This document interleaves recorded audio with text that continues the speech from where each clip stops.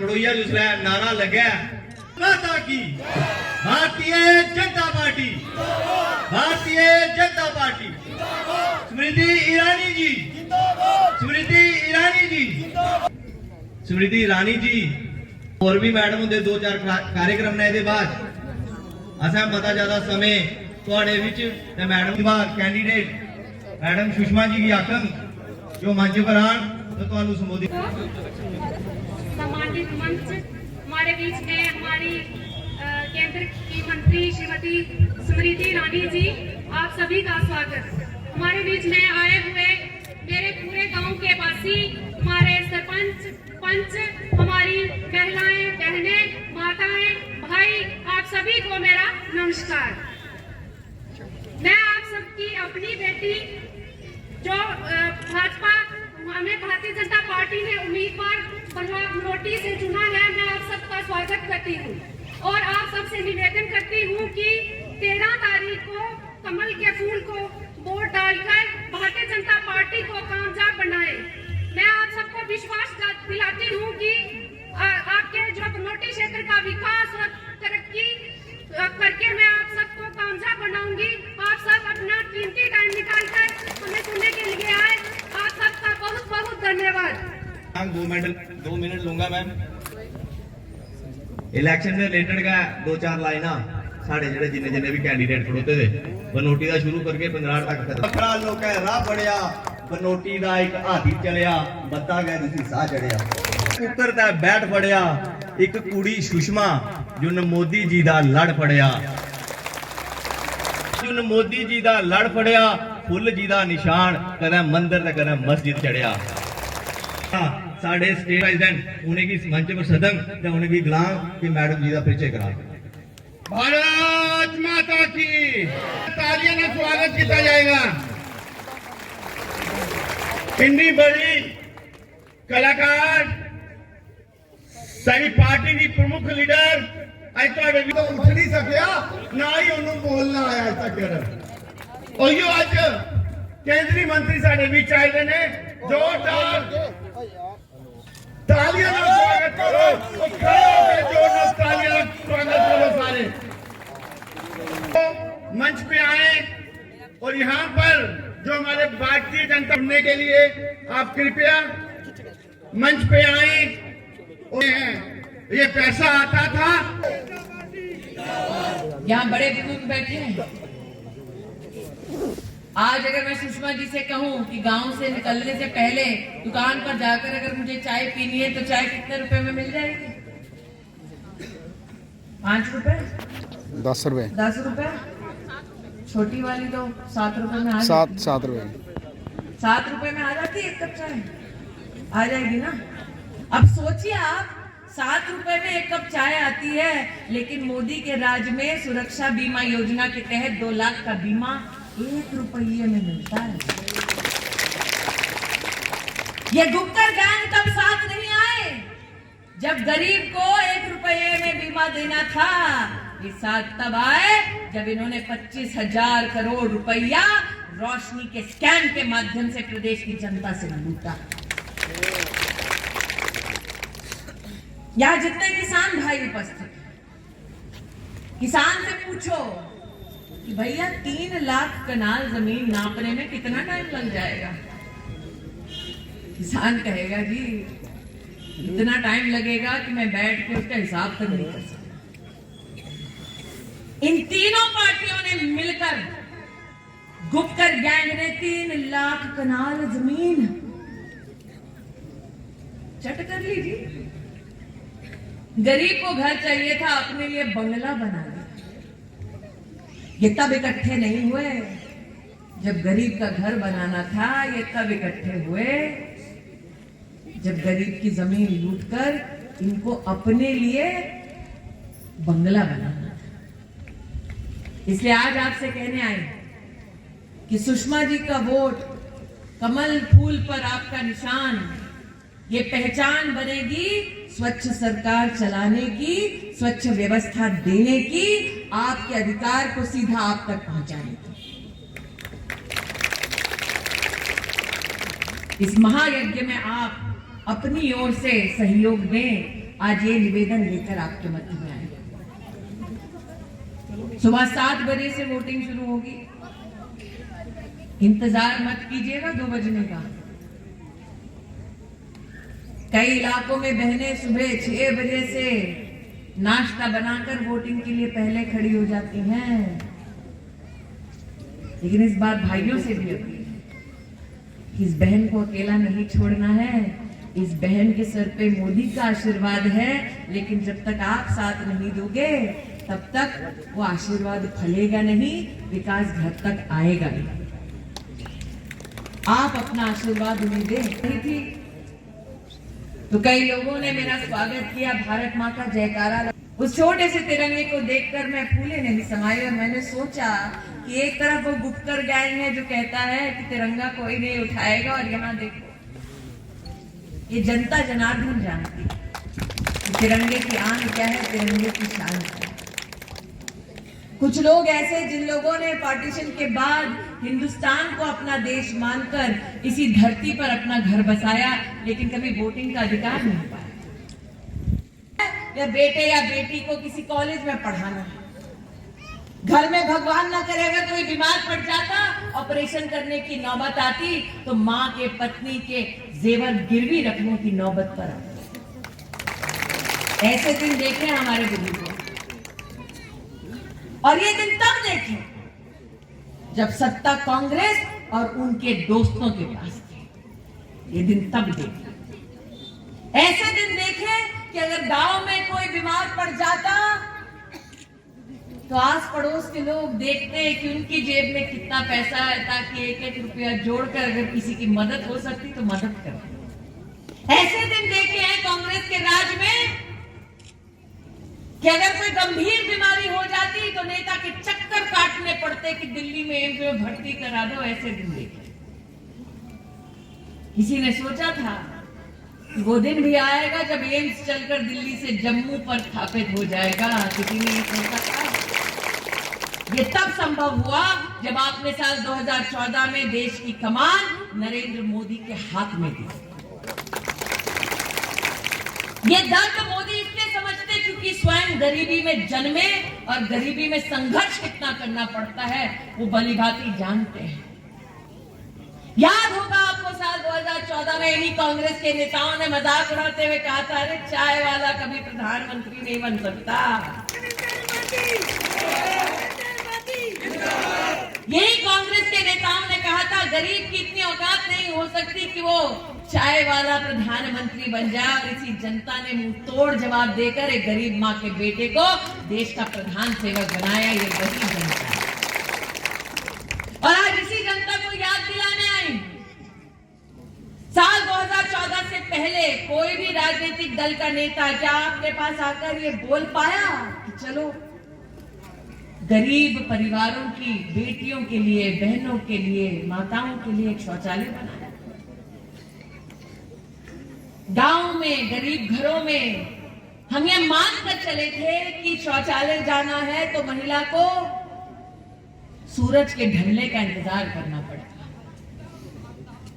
बाहर अगर इज्जत उछलती क्योंकि सिर्फ शौचालय जाना है तो महिला भी जहर का घूंट पी लेती।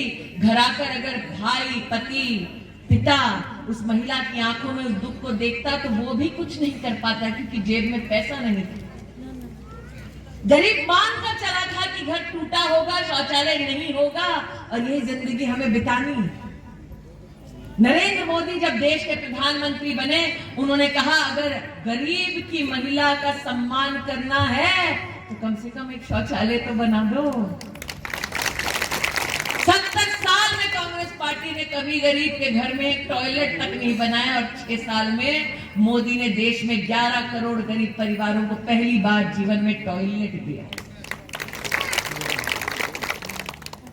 जितनी माताएं यहाँ बैठी हैं, जितने भाई यहाँ उपस्थित हैं, वो जानते हैं अभी दोपहर को 2:30 बजा है, मतलब रोटी वोटी खा के आए या खाने का टाइम है अभी व्यवस्था की हुई है। कुछ बहनें ऐसी हैं जो कहती होंगी कि भाई सब्जी बना ली है, घर जाके कार्यक्रम के बाद गरम गरम रोटी सेक ली। कुछ ऐसी हैं जो भाषण सुन रही हैं और सोच रही हैं शाम को क्या पकाना है। लेकिन याद करिए वो वक्त जब घर में रोटी बनानी होती तो बेटियों से कहा जाता कि चूल्हा जलाने के लिए लकड़ी बीन लेना। हाथ में स्लेट नहीं जलाया जाता, लड़की को कहा जाता जाओ लकड़ी बीनो। लड़की की तबीयत खराब होती तो दादी नानी माँ वो जाती लकड़ी बीन। रोटी बनाती तो जब धुएं से भर जाती रसोई तो कभी जाके अपने परिवार से ये नहीं कहती कि खांसने में कितनी तकलीफ होती है सिर्फ एक रोटी बनाने। यहाँ कितने बेटे ऐसे बैठे हैं जिन लोगों ने अपनी माँ की उस खांसी को सुना है लेकिन उनके पास कोई समाधान नहीं था, क्योंकि सिलेंडर तो भाई अमीरों के घर में हुआ करता था। ये वो नहीं समझेंगे जिनकी माताओं ने कभी चूल्हा नहीं फूका है, ये वो चाय वाला समझा जिसकी माँ ने गरीबी में अपने बेटे को सम्मान के साथ जिंदगी जीना सिखाया। और इसीलिए जब नरेंद्र मोदी देश के प्रधानमंत्री बने तो उन्होंने उज्ज्वला योजना की शुरुआत की और जीवन में पहली बार 8 करोड़ गरीब बहनों को सिलेंडर के माध्यम से खाना पकाने का सौभाग्य प्राप्त हुआ। इसलिए आज आपसे कहने आई हूं कि जो गुप्कर गैंग बनकर घूम रहे हैं, कांग्रेस का समर्थन भी पा रहे हैं, ये तब इकट्ठे नहीं आए जब आपकी रसोई में धुआं था और आपको सिलेंडर की दरकार थी।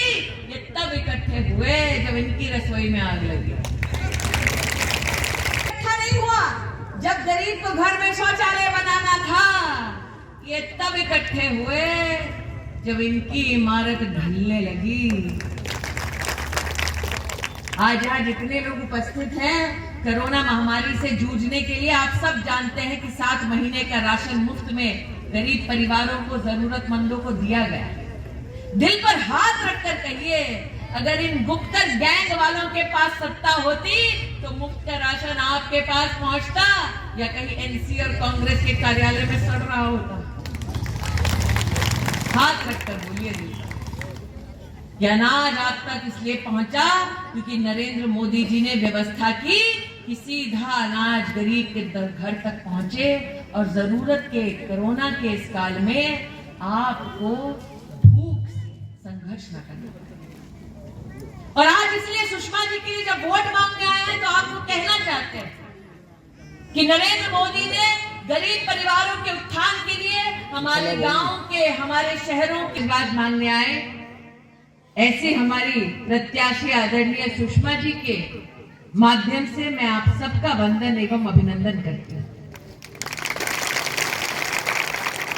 सुषमा जी के साथ चर्चा करने पर अगर कोई उनसे पूछे कि उनके जीवन का ध्येय क्या है, उनकी जिंदगी का मकसद क्या है, या ये पूछे कि उनके जीवन में अभिलाषा क्या है, तो इस साधारण महिला का जवाब मात्र एक कि मुझे अपने लोगों के मध्य में रहकर उनकी सेवा करनी है। मेरा यही ध्येय है, मेरा यही लक्ष्य है, मेरा यही धर्म है। साधारण परिवार के लोग समझते हैं कि जब घर की महिला दहलीज लांघती है अपने घर की, तब एक प्रण ये लेती है कि जिन संस्कारों के साथ उसने अपना जीवन व्यतीत किया, परिवार की जिन अपेक्षाओं पर खरा उतरने के लिए संकल्प लिया, उस संस्कार, उस संकल्प के साथ ही वो दहलीज लांघेगी। सुषमा जी ने जो अपने घर की दहलीज लांघी तो आई आपके प्रांगण में, आपके परिवार की सेवा का संकल्प ले। और जितने लोग आज यहां इकट्ठे हुए हैं वो इस बात से भली भांति परिचित हैं कि महिला को जब परिवार की जिम्मेदारी दी जाती है तो महिला दुख की घड़ी में परिवार के काम आती है, ढाल बनकर सामने रहती है और सुख में, उत्सव में अपने परिवार की वो भरसक सेवा करती है। यहां इकट्ठे परिवार भली भांति जानते हैं कि घर में अगर कभी कोई विपदा आती है, चोट पड़ती है तो महिला मरहम बनकर सेवा देती है। और वो इलाके जम्मू कश्मीर के जो वर्षों मां भारती का जयकारा आपके माध्यम से संदेश मैं दिल्ली लेकर जाऊं। शायद एक ही देश ऐसा जिसने भूमि को पुण्य मानकर उसे मां का दर्जा दिया हो, तो उस देश में मां का जयकारा लगे तो पूरी श्रद्धा के साथ लगे, बोलो भारत माता की। मंच पर विराजमान डीडीसी के चुनाव में भारतीय जनता पार्टी के कार्यकर्ताओं को उतरते देखते हैं तो जनता के मध्य में ये संकल्प लेकर उतरते देखते हैं कि वर्षों से चले आ रहे आपके संघर्षों को हम समाधान में बदलेंगे। इस प्रण की पूर्ति के लिए आज मैं आपके माध्यम से निवेदन करने आई हूं। कुछ लोगों का ये मानना है गुप्कर गैंग में कि डीडीसी के चुनाव में, इतने साधारण चुनाव में भाजपा के केंद्रीय मंत्रियों के आने की क्या जरूरत है। ये उनके लिए चुनाव महत्वपूर्ण नहीं जो सोने का चम्मच मुंह में लेकर पैदा हुए। ये चुनाव उनके लिए महत्वपूर्ण है जो हर दिन संघर्ष करते हैं, धूप में पसीना बहाते हैं ताकि अपने परिवार को एक बेहतर कल, एक उज्जवल भविष्य दे सके। आज इस सभा में कई बड़े बुजुर्ग बैठे हैं। अगर नौजवान जो यहाँ इकट्ठे हुए हैं कभी बुजुर्गों के साथ समय बिताकर पूछे कि उन्होंने संघर्ष के समय में क्या क्या दिन देखे हैं, तो बताएंगे कि गरीब के घर में बेटा या बेटी पैदा हो तो गरीब माँ या गरीब पिता अपने बच्चों से मात्र ये कहता कि अच्छी कहीं नौकरी ढूंढो, नौकरी ढूंढो ताकि सर झुकाकर कम से कम परिवार का पेट पाल सके।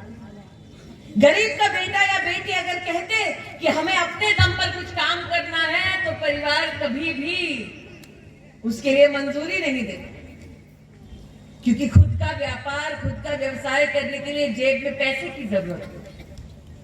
इस उत्सव में आए, भारत की शान बढ़ाएं, पोलिंग बूथ पर जाकर कमल फूल के निशान को आप अपनाएं। आज इसी निवेदन को आपके चरणों में अर्पित करते हुए, इस बेटी के भाग्य को आपको समर्पित करते हुए अपनी वाणी को विराम देती हूँ। जय हिंद, जय भारत, बोलो भारत माता की। भाजपा महिला मोर्चा की प्रदेश अध्यक्ष आदरणीय संजीता डोगरा जी, भारतीय जनता पार्टी के